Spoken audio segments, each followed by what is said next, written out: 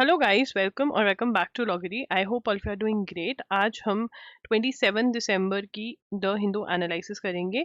And welcome to एजुगिरी। Right, अभी हम बैकलॉग पे मेरे ख्याल से ठीक ठाक चल रहा है। 26 का कल का भी थोड़ा नहीं हो पाई थी क्लास टाइम पर, बट आज सुबह मैंने वो करवा दी है। मेरे ख्याल से हमारा जो बैकलॉग रह गया है, मैंने नोट किया हुआ है, पढ़ा तो है 8th 10th 11th और 23rd का रह गया है। बाकी सारा मोस्टली हमने कर लिया, 22nd का भी। ठीक है, तो स्टार्ट करते हैं। Nation mourns former PM Manmohan Singh, उनकी डेथ हो गई है। मनमोहन सिंह के बारे में लिखेंगे तो PM, former PM Manmohan Singh, former PM Manmohan Singh dies. ठीक है ना। ही वॉज एन इकोनॉमिस्ट थे। ठीक है ना। और वो 2 टर्म्स के लिए, 2 बार 10 सालों के लिए वो क्या बने, पीएम ऑफ इंडिया बने। ठीक है ना। कौन से उसमें, Congress led United Progressive Alliance के अंदर, गवर्नमेंट के फ्रॉम 2004 टू 2014। ठीक है ना। यहाँ से यहाँ तक he served and he was the one who came up with, he was a finance minister, under as finance minister under former PM PV Narasimha Rao. He was the architect 1991 में liberalisation, जो India में privatisation हुई। ठीक है ना, India की economy को बचाया था इन्होंने। 1991 में लिबरलाइजेशन हुई। This guy was the finance minister Manmohan Singh. So he is an economist. He was the PM of India, served for 2 terms from 2004 to 2014. He was the finance minister and he took the decision of liberalization in 1991. ये सारे questions important है, तो इसलिए मैंने आपको इसके points बनवा दिए। Maharashtra good governance index release, Maharashtra ने गुड गवर्नेंस इंडेक्स रिलीज किया है। Maharashtra good governance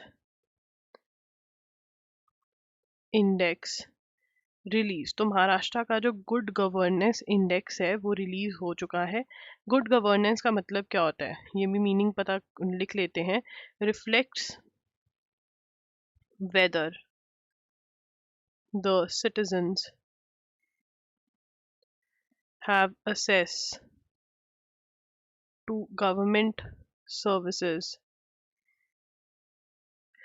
without any delay or not, कि सिटीजन्स को कोई डिले तो नहीं हो रही है, वो सर्विसेज को कैसे असेस कर पा रहे हैं, कितनी जल्दी असेस कर पा रहे हैं।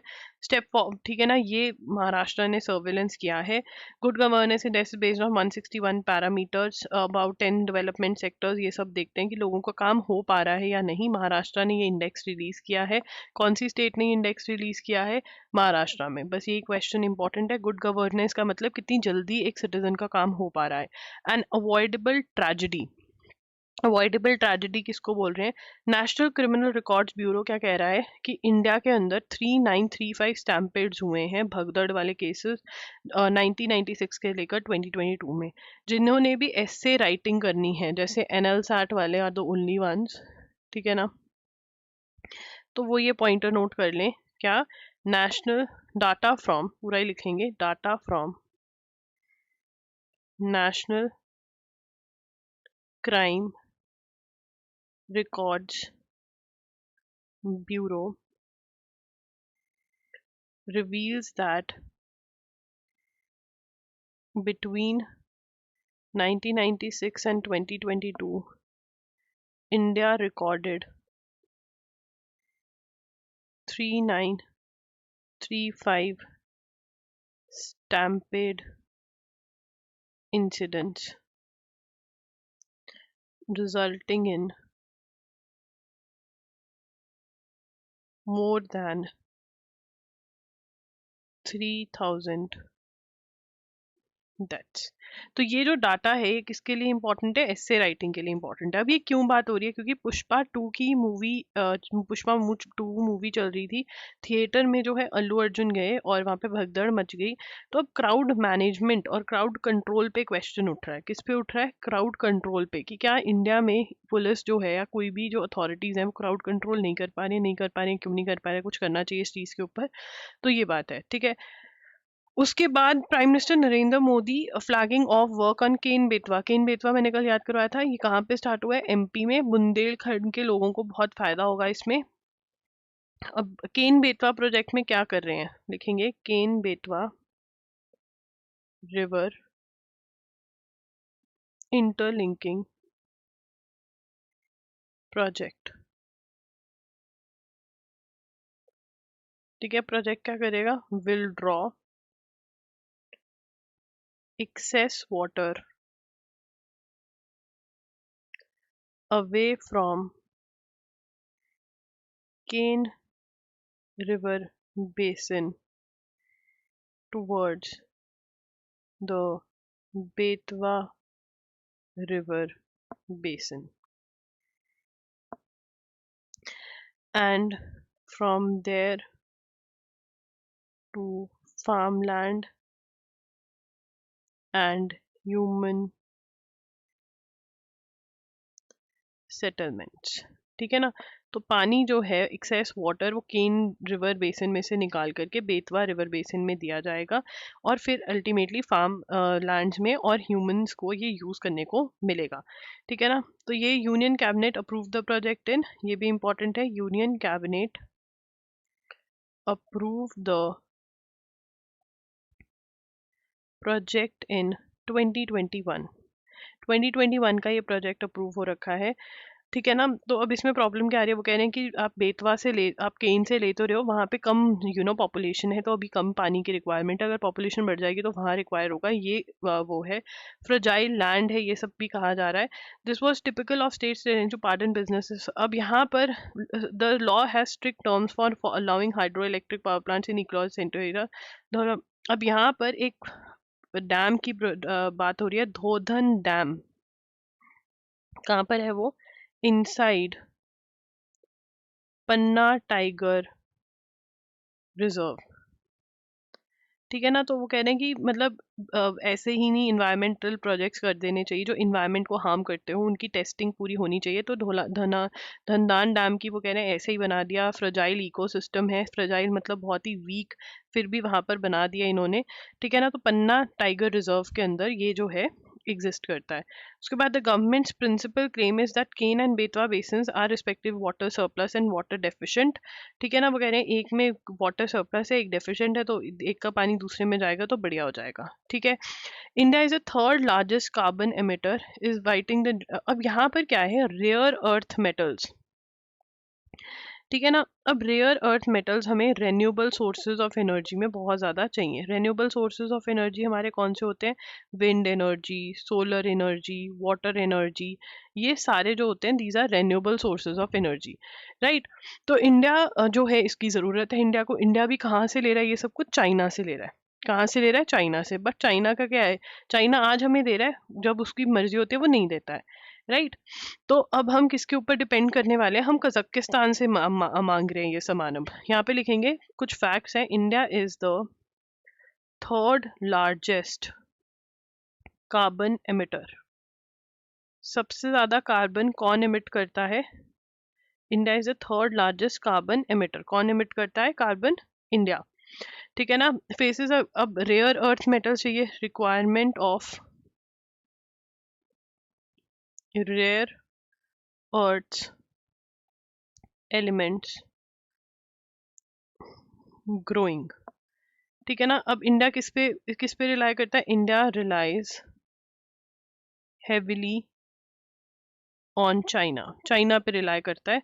ठीक है, बट चाइना क्या है? डिसरप्ट कर सकता है, कभी भी चाहे बंद कर सकता है हमें। तो हम किसके ऊपर जो है ना, कजाकिस्तान के ऊपर से कर रहे हैं। अगर emerging as alternative, emerging as alternative. ठीक है ना? रेयर अर्थ मेटल्स के लिए ऑल्टरनेटिव क्या आ रहा है? कजाकिस्तान। अभी किस पे डिपेंड कर रहा है? चाइना पे। चाइना के पास ये लिख लेते हैं, China accounts for over 1/3 of global rare earths possession and around 70% of its production. ठीक है ना, 1/3 of global rare metals possession किसके पास है? चाइना के पास है। ये हमें ज़्यादा ज़रूरी है, जो हमें याद रखना है। और हम किस पे डिपेंड करते हैं? चाइना पे। अब हम कज़ाकिस्तान पे डिपेंड करेंगे, हम उसके साथ बातचीत कर रहे हैं कज़ाकिस्तान के साथ, ठीक है। At recent panel discussion in New Delhi, French economist Thomas Piketty suggested that wealth and inheritance tax be imposed. अब यहाँ पर wealth and inheritance tax, wealth and inheritance tax, तो यहाँ पर सबसे पहली चीज which is very very important is wealth and inheritance tax जो होता है, ठीक है। वेल्थ एंड इनहेरिटेंस टैक्स जो है वो लगना चाहिए या नहीं? अमीरों पे टैक्स, ठीक है, सुपर रिच पे टैक्स। तो sorry for the verb, NL साठ का ये एक बहुत ही बड़ा एस्से का पॉइंट हो सकता है, तो इस पे प्रिपरेशन कर लेना, ठीक है। थॉमस पिकेटी जी क्या कहते हैं? suggested that wealth and inheritance tax be imposed on super rich in India, ठीक है ना। अब यहाँ पर G20 के अंदर भी इसके बारे में बात हुई है कि लगाना चाहिए। ब्राजील ने भी बोला कि वेल्थ टैक्स लगाना चाहिए, ठीक है ना। तो ये वाली चीज पे एनएल साठ का क्वेश्चन ज्यादा बनता है। वैसे क्वेश्चन अगर पूछे किसने बोला, थॉमस पिकेटी, ये भी आ सकता है, ठीक है। उसके बाद Bangladesh to investigate 2009 mutiny massacre. Mutiny क्या होता है? जब सोल्जर्स हावी हो जाए, an open rebellion against proper authorities by soldiers, ठीक है। तो यहाँ पर लिखेंगे Bangladesh to investigate 2009 mutiny massacre, ठीक है। अब यहाँ पर सबसे पहला point, what is mutiny? An open rebellion against the proper authority by soldiers, specially by soldiers, ठीक है ना। अब 2009 में हमें यहाँ पे क्या पता चलता है? बांग्लादेश में 2009 में म्यूटिनी मैसेकर हुआ था, ऐसा कुछ अटैक वटैक हो गया था। अब उसको वो क्या कह रहे हैं? दोबारा इन्वेस्टिगेट करेंगे, ठीक है ना। Bangladesh on Thursday ordered a commission to investigate 2009 army mutiny and subsequent crackdown, ठीक है। Bangladesh ordered a commission to investigate a failed 2009 army mutiny, ठीक है। इन्वेस्टिगेट होगा। alleged foreign role of alleged, ठीक है ना। रोल ऑफ, उनको क्या लग रहा है? Role of alleged foreign backers, वो क्या कह रहा है कि फॉरेन इन्वॉल्वमेंट थी इसके अंदर। The violent mutiny sent shocking waves to Southeast Asia, South Asian countries. ठीक है, a previous investigation into mutiny which left score dead blamed years of previous official investigation blamed years of pent up anger among ordinary soldiers, ठीक है, who felt their appeals for pay rising between treatment were ignored, but that probe was carried out during Sheikh Hasina. अब यहाँ पर क्या है कि शेख हसीना power से चली गई है, ये वाला हम कर चुके हैं कि Sheikh Hasina is no more in power, she is in India. उसका तो एक्स्ट्राडिशन मांग रहे हैं कि हमें बांग्लादेश वाले कह रहे हैं वापस से दो। वहां पर इंटरिम गवर्नमेंट है, इंटरिम का मतलब होता है temporary government is in power in Bangladesh. अब जो टेम्परेरी गवर्नमेंट है वो कह रही है कि भैया हमें ना दिक्कत लग रही है, इस बंदी ने ना म्यूटिनी की जो हुई ना उसके अंदर इसने बोल दिया कि भाई लोगों में, सोल्जर्स में गुस्सा भरा हुआ था, पेंट अप एंगर। क्यों? क्योंकि उनके सैलरी इश्यूज थे कि बढ़ नहीं रही थी, जो उनके इश्यूज थे कोई भी देख नहीं रहा था।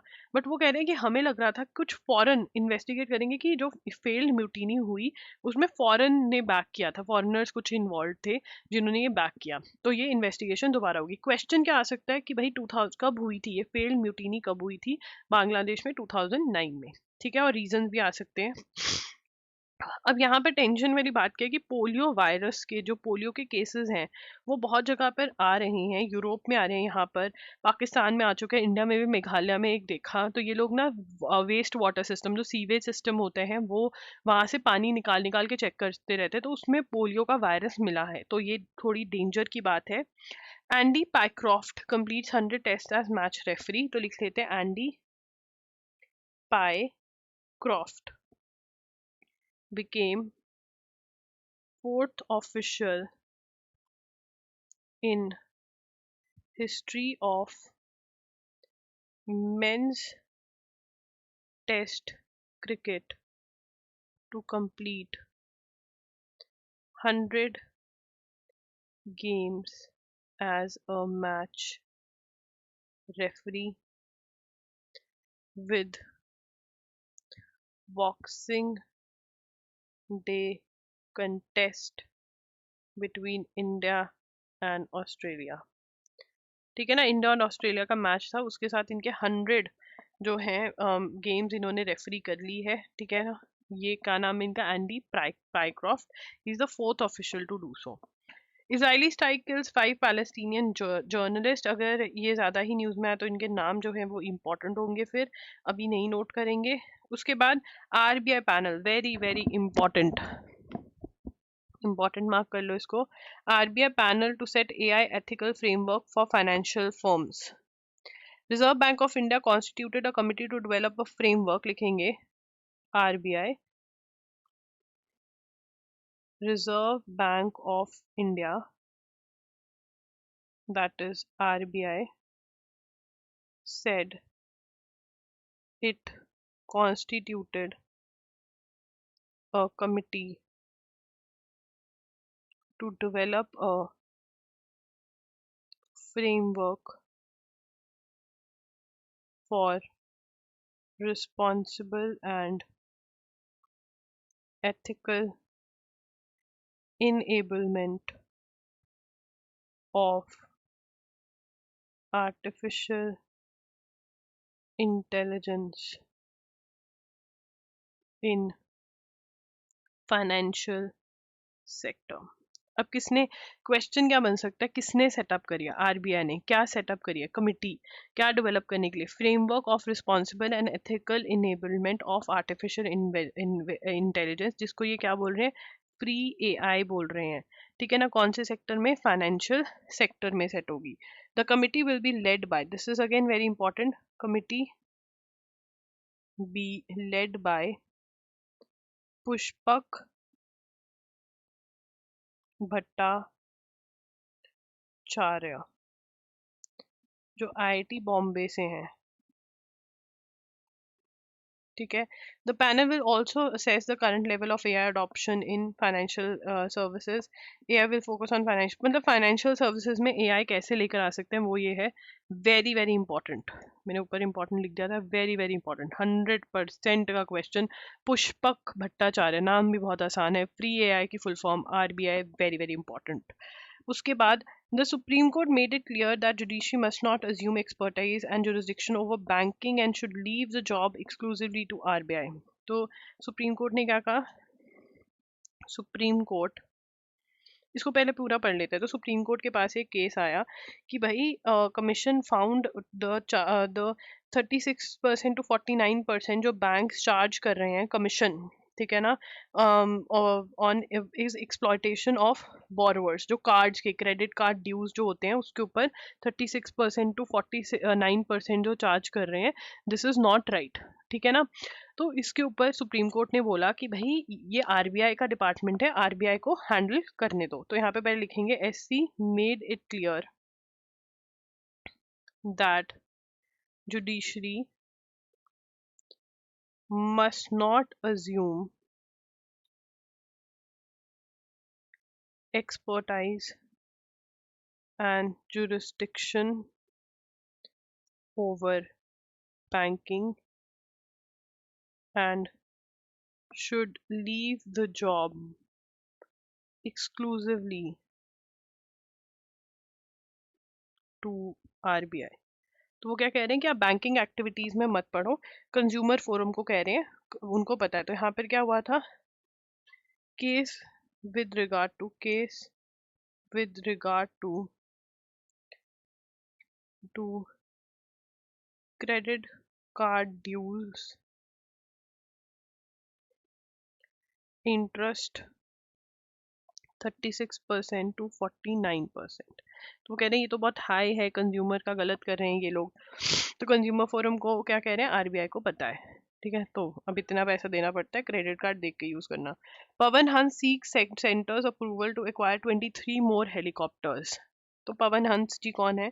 After multiple attempts to privatise government helicopter company, Pawan Hans Limited has submitted a proposal to Center for acquiring 23 new helicopters। तो ये इसके ना डिफरेंट हमारे स्टेप्स में लिखने पड़ेगी ये न्यूज़, क्योंकि बहुत सारे पार्ट्स हैं इस न्यूज़ के, ठीक है ना। तो पवन हंस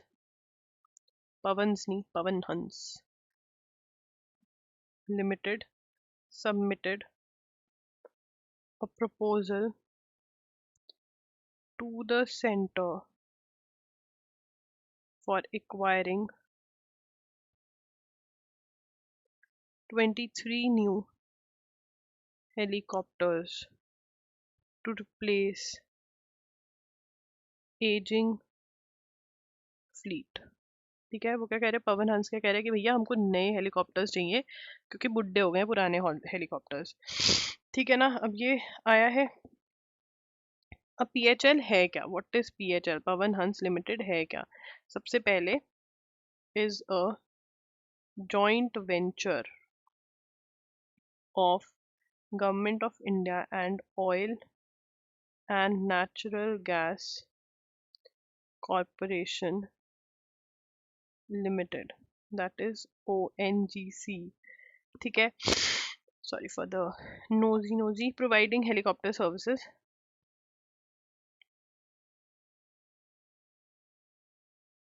तो क्या कह रहे हैं ये, गवर्नमेंट ऑफ इंडिया और नेचुरल गैस, किसका वेंचर है ये, गवर्नमेंट ऑफ इंडिया और नेचुरल गैस कॉर्पोरेशन लिमिटेड का ये वेंचर है, जिसके अंदर वो क्या कह रहे हैं कि GOI का कितना शेयर है, 51%, और ONGC का शेयर कितना है, 49%। The senior official did not disclose the estimate provided by Pawan Hans। ठीक है जी, उसके बाद under the contract Pawan Hans will deploy 4 HAL। तो ध्रुवा NG हेलीकॉप्टर्स। अब यहाँ पे हमें एक्स्ट्रा क्या मिल रही है कि ध्रुवा हेलीकॉप्टर्स जो हैं, ध्रुवा NG हेलीकॉप्टर्स जो हैं, वो कौन मैन्युफैक्चर कर रहा है, manufactured by hall, that is Hindustan aeronautics limited. This is Hindustan aeronautics limited, ठीक है। उसके बाद आगे चलेंगे। अब ये क्या कह रहे हैं, अब इसके अंदर इसको बेचने की बात हो रही थी, डिसइन्वेस्टमेंट ऑफ पवन हंस लिमिटेड, डिसइन्वेस्टमेंट फ्रॉम, ठीक है। अब ये हो रहा था कि डिसइन्वेस्ट करना चाह रही थी गवर्नमेंट क्या चाह रही थी, सरकार जिसका गवर्नमेंट ऑफ इंडिया का 51% शेयर है, वो बेचना चाह रही थी गवर्नमेंट ऑफ इंडिया, बट वो हुआ नहीं। अब क्यों नहीं हुआ, क्या उसका सिचुएशन है, एक मिनट रुको, क्या तोड़ दिया मैंने, बच गया, ठीक है। अब चलो पढ़ते हैं, इग्नोर करते हैं, ठीक है। तो हाँ, तो government of India wanted to sell it off, but वो नहीं बिका। तो क्या था, वो पढ़ते हैं, on July 3rd 2023 the centre called off the strategic disinvestment of Pawan Hans after the successful bidding consortium star 9 mobility private limited were disqualified in view of a pending case against one of its consortium members. तो यहाँ पर क्या हुआ, on 3rd July, अब हमें इन 2023 centre called off strategic disinvestment of Pawan Hans after successful bidding consortium, consortium मतलब group of companies, group Star 9 Mobility Private Limited was disqualified in view of pending cases against one of its group member। तो इनके group member के against कोई case चल रहा था, उसकी वजह से ये स्टार 9 मोबिलिटी प्राइवेट लिमिटेड को नहीं बेचा गया, नहीं तो ये बेच दिया गया होता अभी तक। ठीक है ना, तो अभी भी ये गवर्नमेंट के पास ही है और गवर्नमेंट ऑफ इंडिया का 51% शेयरिंग जो है वो है इनके पास। ठीक है ना। Before the National Company Law Tribunal for the sale of GOI entire holding of Pawan Hans Limited and transfer of management control, तो मैनेजमेंट कंट्रोल नहीं हो पाया बिकॉज ऑफ ये इशू आ गया था। तो अभी ये गवर्नमेंट ऑफ इंडिया के पास भी है। This was the fourth attempt to sell the helicopter company. तो ये क्या था, this was the fourth attempt. ONGC भी इसमें से निकलने का सोच रही थी, वो भी पूरा का पूरा पैसा दे रही थी बट नहीं हो पाया। तो पवन हंस की ये स्टोरी है। ठीक है, अब आगे चलेंगे। यहाँ पर 17 children receive awards for exceptional achievements. President Droupadi Murmu ने दिए ये अवार्ड्स। लिखेंगे president Droupadi Murmu, Droupadi Murmu conferred PM's National Award to 17 children for exceptional achievements। ठीक है ना। और इन अवार्ड्स का क्या नाम है, इन अवार्ड का नाम है प्रधानमंत्री, प्रधानमंत्री राष्ट्रीय, राष्ट्रीय बाल पुरस्कार। क्या नाम है, प्रधानमंत्री राष्ट्रीय बाल पुरस्कार। और ये किस में दिए जाते हैं, 7 कैटेगरीज में दिए जाते हैं। कौन सी कैटेगरीज में, 7 कैटेगरीज में। Art and culture, art and culture, bravery, innovation, science and technology, social service, sports and environment. ठीक है ना। तो कितने बच्चों को दिया गया, ये एक इम्पॉर्टेंट क्वेश्चन है। अवार्ड का नाम क्या है, बच्चों को दिए जाने वाला अवार्ड है ये। ठीक है, और 7 कैटेगरीज कौन कौन सी, वो सारा इम्पॉर्टेंट है। उसके बाद यहाँ पर बात कर रहे हैं वीर बाल दिवस की। वीर बाल दिवस, अब जब भी कोई दिवस या डे होता है, जब भी कोई डे या जब भी कोई डे होता है तो हमें पता होना चाहिए वो कब होता है। 26 दिसंबर को होता है। और क्यों होता है, pay tribute to, pay tribute to, pay tribute to sacrifice of Guru Gobind Singh, who is the Guru of the Sikh community, right? Gobind Singh's 4 sons।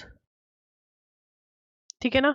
तो उनके जो गुरु जी के 4 सन्स थे, उनको ट्रिब्यूट, उनकी सेक्रीफाइस को ट्रिब्यूट देने के लिए वीर बाल दिवस जो है वो सेलिब्रेट होता है। कब होता है, 26 दिसंबर, मतलब क्रिसमस के बाद। A fortnight FM who unleash the animal spirits of Indian economy. तो यहाँ पे 1991 में उन्होंने किया, ये बहुत इंपॉर्टेंट डिसीजन था इंडिया के लिए। ठीक है, उसके बाद वो गवर्नर भी रहे थे, वो मैं लिखवाना चाहती हूँ। या ही वाज, मनमोहन सिंह का लिखेंगे, Manmohan Singh. he was also appointed as the, between 1982 to 1985 he was appointed as the governor of Reserve Bank of India, so he held quite good positions। ठीक है, and then obviously he was, ये तो हो ही गया नरसिम्हा राव की सरकार में, और फिर प्राइम मिनिस्टर फाइनली। उसके बाद you know he also got old and everything. Should assisted dying be legalized। अब जो यूके वाला सिचुएशन हुआ है उसके अंदर ये बात हो रही है, ये हम ऑलरेडी इसके नोट्स बना चुके हैं। NL 60 वालों के लिए ये बहुत ही इंपॉर्टेंट टॉपिक है, तो वो इसको कर ले। इंडिया की position, assisted dying, India position, India की इसमें क्या पोजीशन है, ये बहुत जरूरी है। तो इंडिया का जो केस है, the case of India, that is common, जो इंडिया का केस है दैट इज कॉमन, एक मिनट गाइस, हाँ चलो, इंडिया का जो केस है, एक लिखेंगे common cause versus union of India 2018, ये को केस है, ठीक है ना। इसके अंदर क्या बोला गया, supreme court affirmed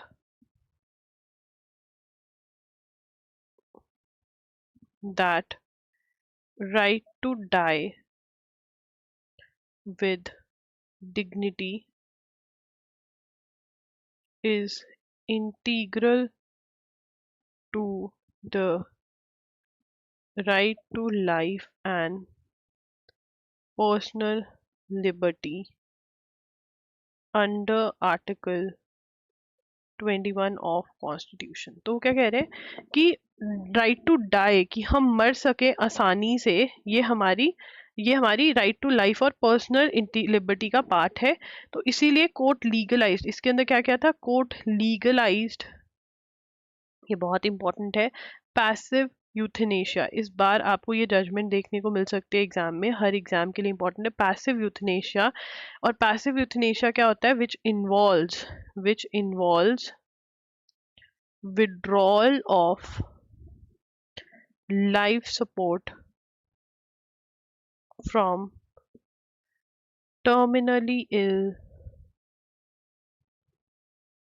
patients or those in permanent vegetative state. मतलब अगर मान लो किसी को जिंदा रखने के लिए ड्रिप लगाई हुई, वैसे वो मतलब मरे हुए ऑलमोस्ट वही है, तो इस वो वालों को अलाउ करते हैं। This allows individuals to die a natural death in the absence of medical, ठीक है ना। तो उनको जो असिस्टेंस, मेडिकल असिस्टेंस दी जा रही है वो बंद कर दी जाती है, तो उनकी डेथ हो जाती है। तो क्या एक लॉ है, passive euthanasia is allowed, full नहीं कि कोई बाहर से दे दिया, मान लो इंजेक्शन दे दिया कि मर जाए, वो नहीं अलाउड है इंडिया में। But passive euthanasia common cause versus union of India के केस में अलाउ करी गई थी, ठीक है। The top court also issued comprehensive guidelines भी इशू करी गई कि कैसे क्या, even will, terminally ill patients अपनी विल बना के जा सकते हैं, ठीक है। 2023 में simplified the process of imposing strict timelines at each stage and limited the role of judicial. तो यहाँ पे गाइडलाइंस भी हैं, living individuals to die natural death, और यहाँ पर विल भी बना के जा सकते हैं कि भाई अगर हमारा कुछ ऐसा हो गया, लिविंग विल, ठीक है ना। Patients can leave behind living will, कि भैया अगर मेरी हालत ना कुछ ज्यादा ही बुरी हो गई तो मार देना मुझे, मेरे को नहीं जीना, ठीक है, ऐसा। उसके बाद why strengthening fisheries extension services crucial, तो फिशरीज की स्कीम्स रिलेटेड टू लिखेंगे, स्कीम्स रिलेटेड टू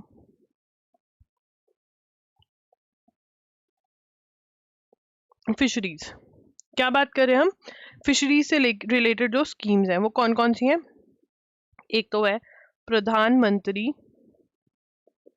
मत्स्य संपदा योजना, ठीक है ना। अब अंडर दिस स्कीम कौन सी स्कीम है, सब स्कीम क्या चल रही है इसके अंदर, मत्स्य सेवा केंद्र। अब जो मत्स्य सेवा केंद्र है इनका क्या है, हैज बीन envisioned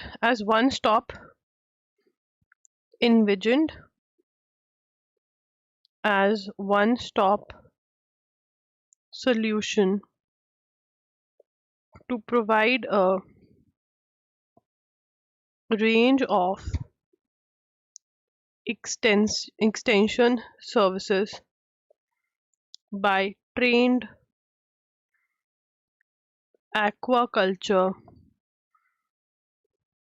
professionals। जो फिशरीज में एक्सपर्ट हैं उसके अंदर जो है ट्रेन्ड एक्वाकल्चर बैठे होते हैं जो हेल्प करते हैं लोगों की। Set up such kendras for women and weaker section is available to 60% funds have been provided by state government।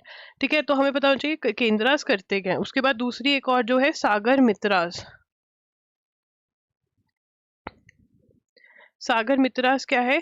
Is in deployment of Sagar Mitras, deployment of लिखेंगे, deployment of Sagar Mitraz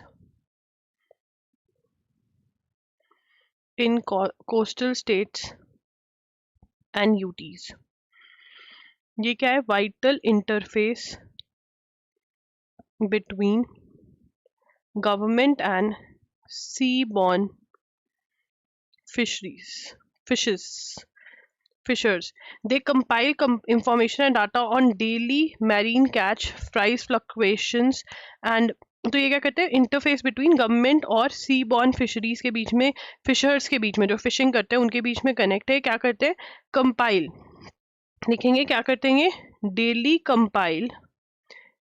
compile information and data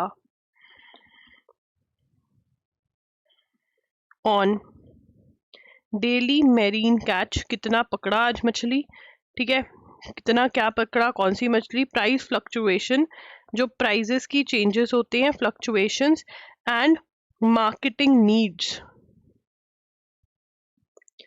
at fish landing centres, क्या उनकी needs हैं तो government उस हिसाब से provide कर सके, एंड हार्बर्स। ठीक है, तो ये है, ये बहुत इंपॉर्टेंट है। मत्स्य से हम एक चीज रट सकते हैं कि अगर मुझे कहीं गैस मारना है और मत्स्य दिया हुआ है, स्कीम पूछ रहे हैं किसके लिए, तो वो फिशरी से रिलेटेड स्कीम है। ठीक है, तो आप loggery.in पर जा सकते हैं। loggery.in पर आपको अभी जो सबसे नई चीज हमने प्रोवाइड करी है वो है स्लैट के इंटरव्यू का course, which is really helpful, मैंने खुद बनाया है। ठीक है, वो आप बाय कर सकते हैं loggery.in पर जाकर। स्लैट के लिए मॉक इंटरव्यू बुक कर सकते हैं, इनके लिंक्स चाहिए तो कमेंट्स में बता देना। मॉक्स ऑलरेडी अवेलेबल है, MHCT 3 इयर्स के लिए, MHCT 5 इयर्स के लिए, आज MHCT 3 इयर्स का फॉर्म भी आ गया है।